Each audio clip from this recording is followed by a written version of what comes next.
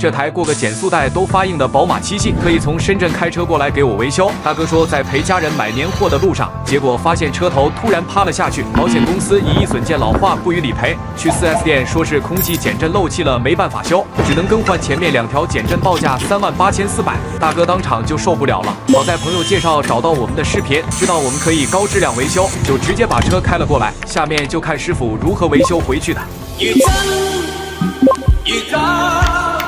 首先，师傅用专用设备将新皮囊和端头扣压起来。会将心中的温柔献出给你唯有的知己。